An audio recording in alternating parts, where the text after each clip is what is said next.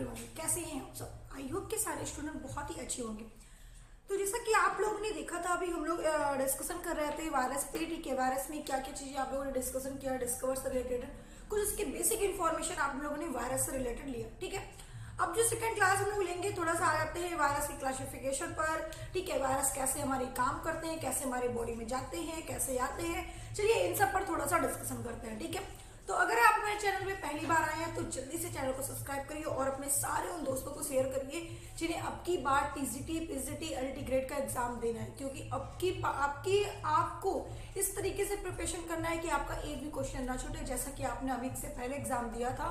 ठीक है, उसमें आपने जो गलतियां किया था, जो गलती आपने की है, वो गलती आपसे दोबारा ना हो, इसलिए इस क्लास में आपको बहुत ही ज्यादा मेहनत करने की जरूरत है। ठीक है, चलिए तो आज की क्लास में हम लोग जो बात करेंगे वायरस से रिलेटेड ही। ठीक है, देखिए वायरस में बहुत सारे क्वेश्चंस आपके बनते हैं और आपको वायरस में एक भी क्वेश्चन नहीं छोड़ना। देखिए मैं जो आपको पढ़ा रही हूँ मेरे खुद के नोट्स है।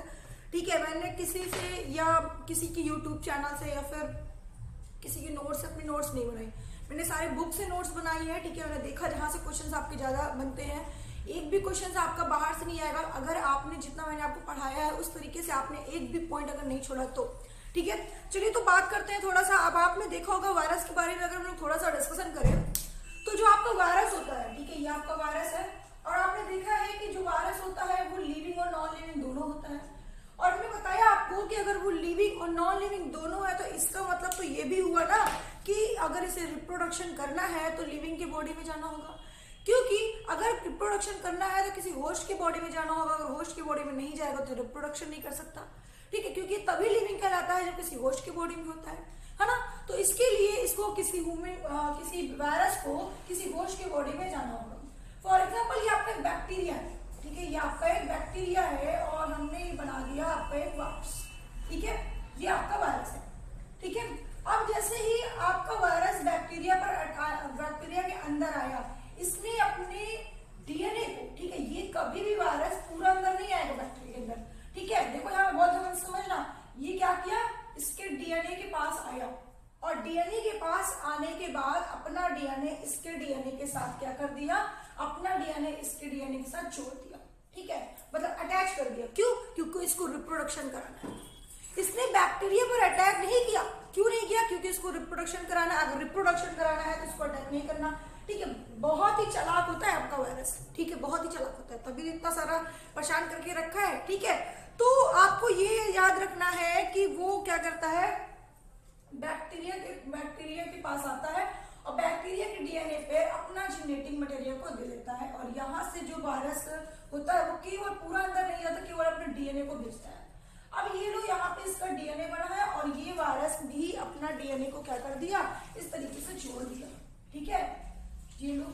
अब जब बैक्टीरिया का रिप्रोडक्शन होगा, ठीक है, जब बैक्टीरिया का रिप्रोडक्शन होगा, रिप्लिकेट होगा, तो बैक्टीरिया भी, ठीक है, बैक्टीरिया भी उसके साथ रिप्लिकेट करेंगे, क्योंकि ये जब रिप्रोडक्शन करता है, रिप्लिकेट करता है तो अपना जेनेटिक मटेरियल के साथ रिप्लिकेट करेगा।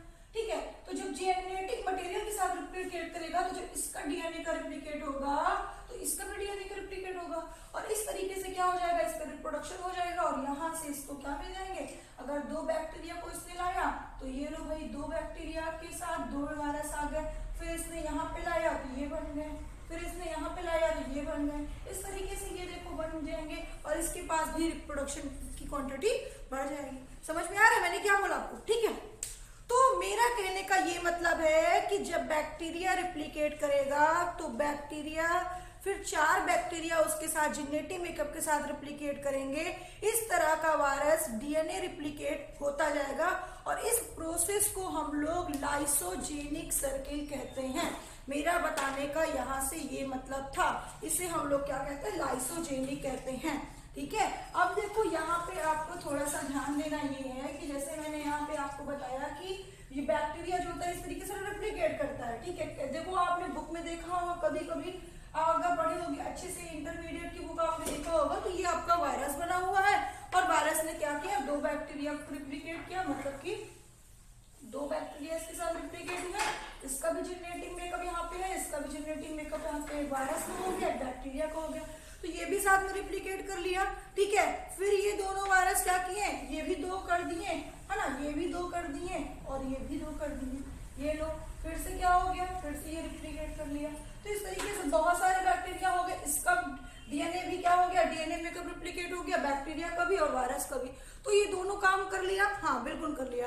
और तब तक बैक्टीरिया पर कोई अटैक नहीं करता वायरस, ठीक है, तब तक उस पर कोई अटैक नहीं करता। और इसी पूरे प्रोसेस को हम लोग क्या बोलते हैं, लाइसोजेनिक सर्किल। इसी पूरे प्रोसेस को हम लोग बोलते हैं लाइसोजेनिक सर्किल, ठीक है, ठीक है। अब आपको याद रहेगा लाइसोजेनिक सर्किल। अब देखो ऐसा नहीं है कि मैं बहुत सारा टीचर के जैसे पढ़ाऊंगी आपको कि सारा आपको वायरस की क्लास लेनी है तो 10 क्लास ले लो भाई, वहां पे मतलब 2-3 क्लास में वायरस कंप्लीट करो। भाई 2 क्लास में बहुत, मैक्सिमम 2 क्लास में अगर आप 1 आवर्स की क्लास लेते हैं तो मेरे अकॉर्डिंग 1 आवर्स में भी आपकी, ठीक है, 1 आवर्स के अकॉर्डिंग आपकी क्लास 1.5 घंटे में आपका पूरा वायरस कंप्लीट होना चाहिए। डीपली मैं बता रही हूँ और पॉइंट टू पॉइंट पढ़ाइए बच्चों को, ठीक है, पॉइंट टू पॉइंट पढ़ाइए। बहुत ज्यादा आप ऐसे मत जाइए कि आप मतलब उनको एक चीज बताते रहो, टाइम निकल जाता है, तो ऐसे आपको बताने की जरूरत नहीं है, ठीक है, क्योंकि टाइम आपके लिए बहुत इंपॉर्टेंट है और सिलेबस आपका बहुत ज्यादा है। तो सिलेबस भी पूरा अगर आपको करना है तो आपको ऐसे ही पढ़ना पड़ेगा। हालांकि आपकी यहाँ पे तो आपको वीडियो यूट्यूब पे चल रहा है, सो यूट्यूब पे तो हम लोगों की ऑफलाइन क्लासेस चलती है। एप्लीकेशन पे आप हमारे साथ जुड़ना चाहते हैं तो सीपी स्मार्ट क्लासेस का ऐप डाउनलोड करिए, वहां पे आपको क्लासेस मिलेंगी, ठीक है, कंटिन्यू क्लास आपको दी जाएगी और वो भी कम से कम समय में आपका सिलेबस कंप्लीट कराया जाएगा, ठीक है। हम लोग आपका ज्यादा समय लेकर सिलेबस को नहीं कंप्लीट कराएंगे कि डेट का वेट करेंगे उसके अकॉर्डिंग आपका सिलेबस, नहीं, उससे पहले आपका सिलेबस कंप्लीट कराएंगे, ठीक है। चलो, तो इतना आपको समझ में आया।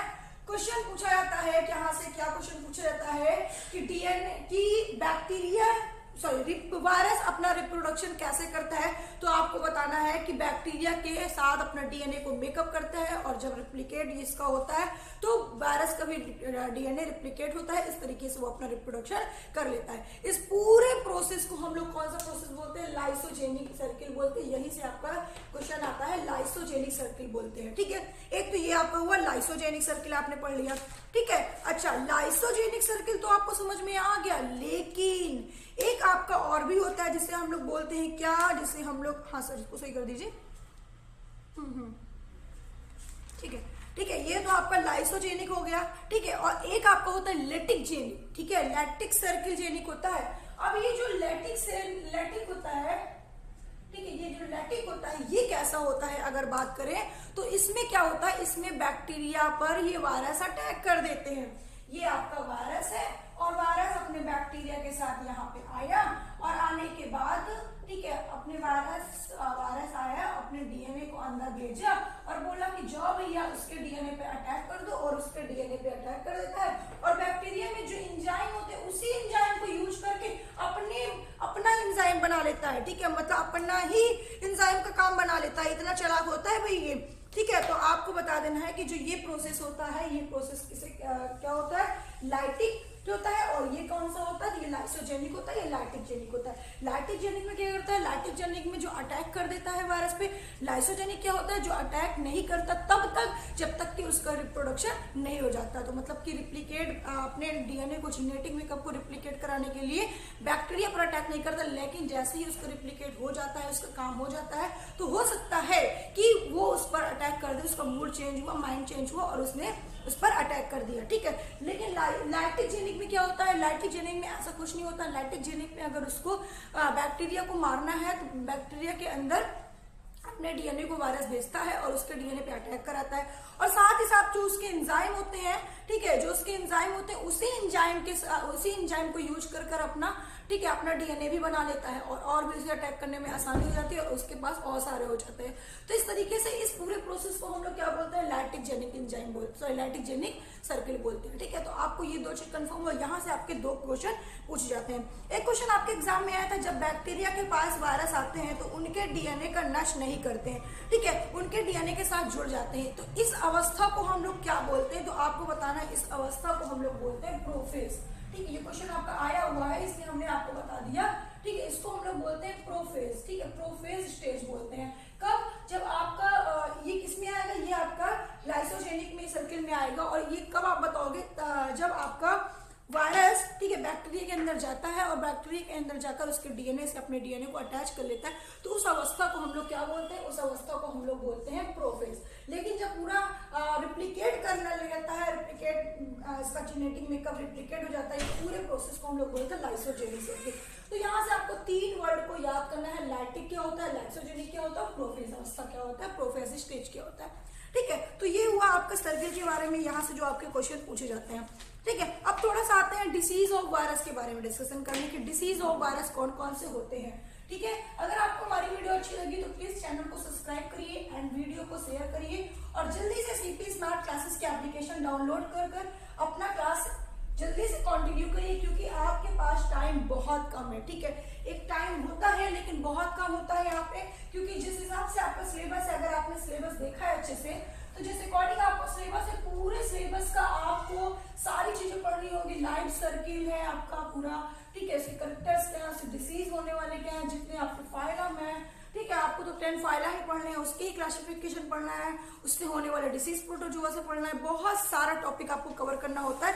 इसलिए आप अपने टाइम के अकॉर्डिंग क्लास को ज्वाइन करिए, सीपी स्मार्ट क्लासेस को, जो आपको कम से कम समय में बहुत सारा टॉपिक कवर कराएंगे। ठीक है, आते हैं डिसीज ऑफ वायरस के बारे में। अगर हम लोग बात करते हैं तो डिसीज ऑफ वायरस में देखो मैं कुछ डिसीज के यहाँ पे नाम मेंशन कर दे रही हूँ जो आपके एग्जाम में पूछे जाते हैं। ठीक है, अब देखो थोड़ा सा देख लेते हैं कौन कौन से पूछे जाते हैं। तो यहाँ पे आपको बहुत डीप में जानने की जरूरत नहीं है कि कौन से वायरस, कौन सा डिसीज क्यों होता है, कैसे होता है, ये डिसीज कैसा होता है, यहाँ से क्वेश्चन नहीं पूछते। केवल क्वेश्चन डिसीज का नाम दिया होता है और किसके कारण होते हैं, प्लांट वायरस है कि एनिमल्स वायरस है, कैसा वायरस है, ठीक है, वायराइड्स है कि प्रियॉन्स है, इस टाइप से क्वेश्चन पूछते हैं। इसलिए आपको यहाँ पे जो लर्न करना है वो डिसीज के नेम लर्न करने हैं। ठीक है, चलो तो डिसीज के नेम अगर हम लोग बात करते हैं तो डिसीज ऑफ, अगर हम वायरस की बात करते हैं, कौन कौन से डिसीज ऑफ वायरस होते हैं, जो प्लांट डिसीज कौन कौन से होते हैं, वायरस से होने वाले प्लांट डिसीज के नाम अगर आपसे क्वेश्चन पूछ लिया जाए तो सबसे पहले आप लोग बता दोगे क्या, एक आपका होता है टोबैको वायरस। ठीक है, टोबैको मोजाइक वायरस, और इसके बारे में तो मुझे बताने की जरूरत ही नहीं, क्योंकि बहुत अच्छे से आप जानते हो टोबैको मोजाइक वायरस। ठीक है, जब आप इवानोवस्की ने जब डिस्कवर किया था तंबाकू की पत्ती पर, ये आपका टोबैको मोजाइक वायरस आया था। ठीक है, उसके बाद आपको बताना है कलीफ्लावर वायरस। ठीक है, एक होता है आपका कलीफ्लावर मोजाइक। ठीक है, तो आपको नोट कर लेना है कलीफ्लावर मोजाइक।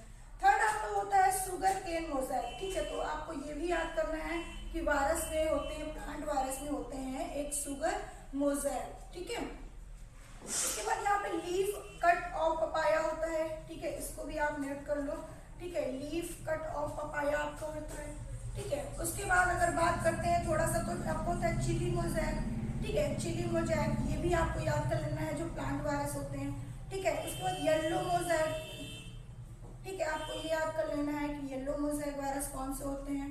ठीक है, उसके बाद देखो, उसके बाद अगर हम लोग बात करते हैं लीफ रोलिंग की। ठीक है, लीफ रोलिंग जो आपका होता है, ठीक है, लीफ रोलिंग में अगर हम लोग बात करते हैं तो ये भी आपके एग्जाम में पूछे जाते हैं। ठीक है, वेन क्लियरिंग होते हैं। ठीक है, वेन क्लियरिंग होते हैं आपके, ये आपने लिया। ठीक है, उसके बाद एक होता है आपका पोटैटो लीफ रोल। ठीक है, पोटैटो लीफ रोल, तो आपको बता देना है पोटैटो लीफ रोल के बारे में। ठीक है, टोमेटो लीफ कर्ल होते हैं आपके, होते हैं टोमेटो लीफ कर्ल होते हैं। ठीक है, फिर पोटैटो मिल्ड मोजाइक होते हैं आपके, होते हैं पोटैटो मिल्ड मोजाइक होते हैं। ठीक है, उसके बाद लास्ट हम दे रहे हैं पपाया मोजाइक। पपाया मोजाइक, ये लो भाई, हमने यहाँ पे इतने सारे मोजाइक लिख दिया। ठीक है, तो ये आपके जो डिसीज थे वो प्लांट डिसीज है। प्लांट डिसीज जो है, ठीक है, इतने सारे आपको प्लांट डिसीज का नाम याद करना। अगर आपने इतने नाम याद कर लिए तो अभी कहीं से क्वेश्चन नहीं छूटेगा। ठीक है, तो इतने नाम आपको याद करने हैं जो वायरस से होते हैं, लेकिन किसमें होते हैं, प्लांट में होते हैं। ठीक है, अब देखो हम थोड़ा सा डिस्कशन कर लेते हैं कि ह्यूमन डिसीज कौन कौन से होते हैं वायरस से। ठीक है, अगर ह्यूमन डिसीज की बात करते हैं भाई, तो ह्यूमन डिसीज कौन कौन सी होती है, थोड़ा सा ये वाला देख लेते हैं। देखो सबसे पहले ह्यूमन डिसीज में तो आपने नाम सुना होगा। ठीक है, कॉमन कोल्ड का एक आपका होता है कॉमन कोल्ड, आपका एक हो गया कॉमन कोल्ड। ठीक है, सेकंड आपका हो गया हिपोटिटिस। थर्ड आपका हो गया एड्स।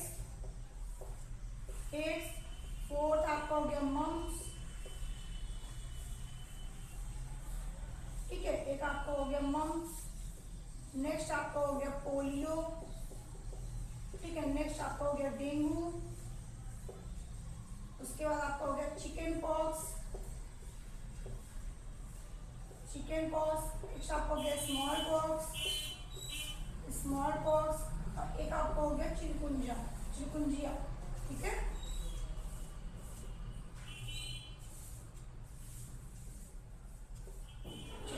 अब देखो ये आपके हो गए ह्यूमन डिसीज। तो ह्यूमन डिसीज में आपको इतने नेम अच्छे से लर्न करना है कि ह्यूमन डिसीज कौन कौन से होते हैं। उसके बाद थोड़ा सा आते हैं कि एनिमल डिसीज, ठीक है। उसके बाद अगर हम लोग आते हैं एनिमल डिसीज कौन कौन से होते हैं, तो आपको एनिमल डिसीज भी लर्न करना है कि आपके एनिमल डिसीज कौन कौन से होते हैं। आपने बहुत अच्छे से नाम सुना होगा फूड माउथ डिसीज के बारे में, ठीक है, फूड माउथ डिसीज होते हैं,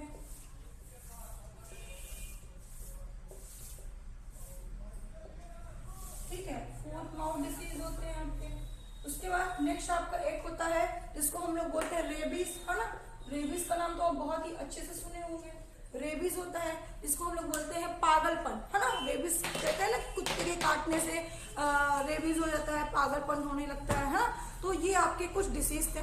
तो देखिए अभी आपका वायरस का चैप्टर कंप्लीट नहीं हुआ है। अभी तो आपने केवल डिसीज देखे हैं वायरस के, अभी आपको वायराइड्स पढ़ना है, ठीक है, प्रियॉन्स पढ़ना है।